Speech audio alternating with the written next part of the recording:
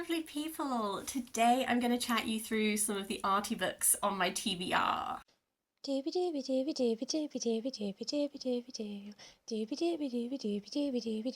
Sophie Vlogs. I recently did a mammoth of a video where I chatted you through all of the Arty books that were on my shelves. I had meant to include in that the books that I hadn't read yet, but that video got very, very long. So I am here today to tell you about both fiction and non-fiction books that I have on my TBR that are somehow arty, that I'm really excited to read. This one's going to be much, much shorter, but I'm just going to dive into it. So there's no order. There is no order to this. First of all, we have The Mirror and the Palette, Rebellion, Revolution and Resilience, 500 Years of Women's Self-Portraits by Jennifer Higgie.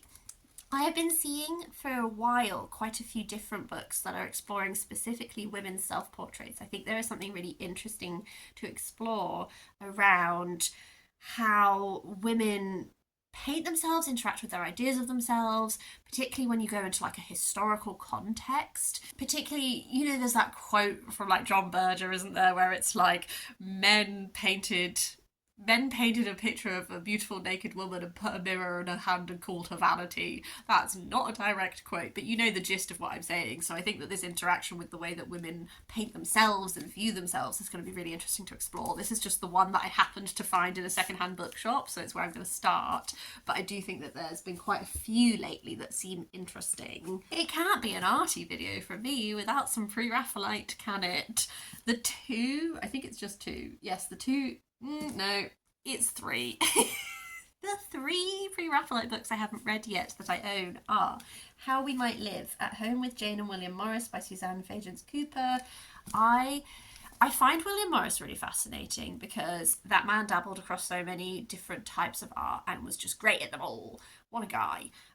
But also I find Jamie very interesting because the women in the Morris family were very creatively involved. Janie did embroidery. May not only did embroidery, but is one of the reasons why we have a lot of William Morris's writings. I think that a lot of the women in the pre-Raphaelite movement who were part of creating pieces have historically not been focused on as much, and I find them all fascinating. Obviously, when it comes to like the romantic life, bit complicated, but I think that there is this really interesting partnership between them. These houses that they created, like I have seen this book on display when you go to Kelmscott Manor, you know, you can buy it there. These houses they created that are these stunning, beautiful homes, that's a collaborative work. That's not just him. And what I really want this book to do is like give Janie her flowers. I want to learn so much more about her. I want to have that fulfillment that I keep looking for in these books of getting the sense of her creative input and her so much more about her. So I'm really excited for this one. Speaking of the Morris gals, I do also have May Morris, arts and crafts designer, because she also really fascinates me. This upbringing amongst all these creative people, this involvement in particularly when the firm was created, and you know, these women are making the textiles that they are selling, but also this carrying on of legacy, this you know, I have been to Kelmscott. I've been in the room that was like May's room, which had her loom that she wove on. Couldn't remember the past tense of weaving for a moment there. But I want to learn more about her because I'm really interested in, I know that she had a long-term relationship with this woman. I know that she sort of continued William Morris's connection with Iceland. That whole thing. I think May Morris is going to be really interesting. The third pre-Raphaelite book that I nearly forgot that I have this tiny little On Art and Life by John Ruskin, which is sort of like this series is like excerpts from bigger works. They all have beautiful cover designs. If you like graphic design, this series is a stunning look at different ways of doing little tiny book covers to grab your attention. It's just kind of John Ruskin's call for being allowed to have artistic freedom.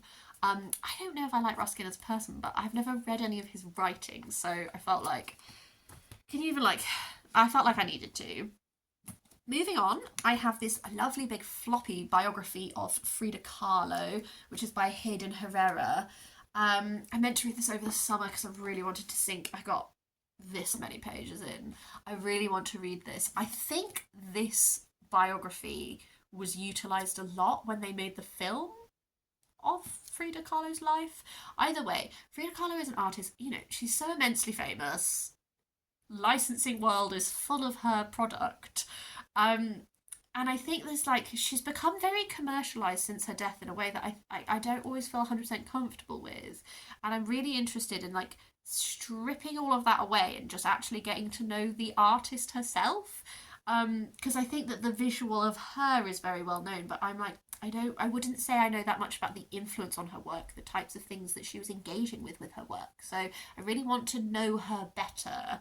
And I know that there are a lot of her diaries and stuff that are around. I just picked this up. I do most of my book shopping secondhand. And so I picked this up as a result of that. But I think there's a lot of interesting things there to explore. I'll do a little bit more non-fiction and then I'll talk about, I have 2 fiction books. An author that I really like is Victoria Finlay. I talked about her book Fabric in my big video. This one is Jules, A Secret History. She does these wonderful books that are explorations of topics, and Fabric was this exploration with memoir. Jules is about precious gems, and it's again broken down like into like pearl, opal, sapphire. It's broken down into these sections, and then she is traveling, she's looking into history. I love these types of books. I just think they're so readable. I've kind of been saving it because I've read she doesn't have that many books and I've read a few of them now, so this one I'm waiting for the perfect moment. I love a niche non-fiction. This one is The Lost Carving, A Journey to the Heart of Making by David Easterly. This is exploring, what is the name? Grinling Gibbons, who was a wood carver. He did a lot of the wood carvings at Hampton Court Palace, but a fire destroyed some of them. And then this man, David Easterly, was commissioned to help restore them. And essentially it was this incredible challenge. And I believe in doing this challenge, he also learned more about this man and his life and his work. Wood carving, I know nothing about. I think that this is a form of art that seems really interesting, and I would love, because I love history as well as art, like I just think that this is going to really deliver on that. So I really, there's going to be a moment where I read that and it's going to be delightful. I also really like a non-fiction that's sort of combining a few different people's stories into one book, and that's what I think The Unfinished Palazzo, Life, Love and Art in Venice by Judith Mackrell will do. This is exploring the lives of Marchesa Luisa Casati, who made her home a Belle Epoque fantasy and herself a living work of art, which is intriguing. I feel like I've heard her name, but I don't know anything about her. There's a socialite, Doris Castle-Ross, but there's also heiress Peggy Guggenheim. I've been to Venice, I've visited the Guggenheim Museum. Like, that gal collected a lot of art. So these are kind of like women, not necessarily like creating art themselves, but who are interacting with the art world in an interesting way. So I'm really intrigued to explore this. A press that I mentioned in the first video that I did is Common Threads Press. They do a lot of zines to do with textile history. The ones I haven't read yet are Rights Not Charity, Protest, Textiles and Disability Activism by Gill Cranshaw. I really wanted to read this because I went to Manchester People's History Museum and they had an exhibition that was to do with disabled activists protesting, but a lot of that was through the medium of textiles, and that was really fascinating. And then I also have Stitching the Antifada, Embroidery and Resistance in Palestine by Rachel Dedman. Another kind of series of books that I've sort of been seeing a lot of when I'm doing secondhand book shopping is this like World of Art series. I picked up 2 on a whim. There's a theme here. The first one is Cezanne by Richard Verdi. The sort of point of these are that they're supposed to be like everything you need to know in quite a condensed, concise little form. It has lots of examples of his work running throughout it as well. And then the second one I picked up was Early Medieval Art by John Beckwith. I also kind of picked this up because it had a little postcard in it from the person that clearly they got 32 pages in. I love medieval things, and I've been doing a lot of finding medieval art really influencing some of the things I'm creating, like pottery painting and stuff. So I thought it might be really fun if I actually like learned a bit more about it. Okay, I've got 2 fiction books, and then I'm going to do 3 big books, and then I'm done. The two fiction books that I have, the first one is Painter to the King by Amy Sackville. This is a historical fiction book that is looking at the painter Diego Velázquez. Velázquez was the court painter to Philip IV of Spain. I listened to The Vanished Man by Laura Cummings. I will put the cover here in case that title isn't correct. It was a really interesting non-fiction listen that was looking at this lost Velázquez painting and the storied history that the painting has. And it was a really great way of getting to know this artist, because it was looking at him and his work, but it was also specifically tracing like this actual painting that has been lost and like how it came to be lost and all that kind of thing. And just after I had finished listening to that, I saw this in a charity shop, and so I really want to read it so that it's like a nice fiction non-fiction pairing.